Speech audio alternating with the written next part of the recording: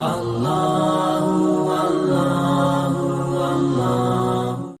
عید کا دن ہے رسول اللہ صلی اللہ علیہ وآلہ وسلم نے اس دن بھی مسلمانوں کو حکم دیا 10 کام آپ کو کرنے ہیں۔ سب سے پہلا کام یہ نہ بھولیے گا فجر کی نماز با جماعت ادا کیجئے، اس کے بعد غسل کیجئے، غسل کرنے کے بعد مسواک بھی کیجئے، اس کو بھی نہ بھولیے گا، خوشبو استعمال کیجئے، اور چھٹا کام اچھا لباس پہننا سنت ہے۔ کان یلبس احسن ثیابی، بناوٹی تقوی اور لوگوں کو دکھاوے کے لیے پھٹے پرانا لباس پہننا اللہ کو ناپسند ہے۔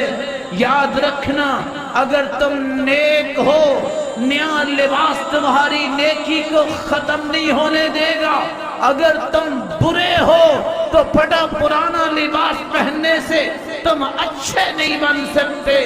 رب تعالیٰ کے پیغمبر کی سنت ہے چھٹا کام اچھا لباس پہننا۔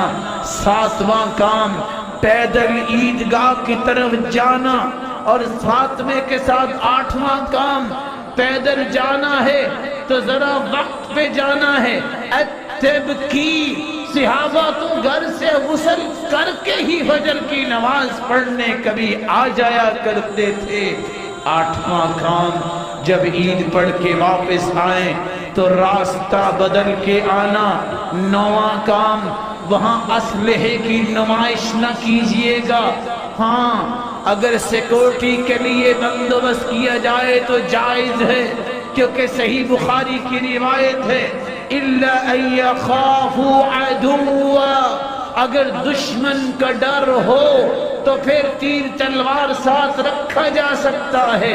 10واں کام، اور بہتر یہ ہے کہ انتظامیہ سے گزارش کی جائے، فردی اس طرح اسلحے کی نمائش برائیوں کی طرف انسان کو لے جاتی ہے۔ 10واں کام جب عیدگاہ پہ جاؤ تو وہاں جا کے نہ عید نماز سے پہلے کوئی نماز پڑھنی ہے، نہ عید پڑھنے کے بعد کوئی رکعتیں پڑھنی ہیں، بلکہ عید پڑھنے کے بعد گھر آ کر 2 رکعتیں رسول اللہ صلی اللہ علیہ وسلم پڑھا کرتے تھے۔ آپ بھی پڑھیے گا۔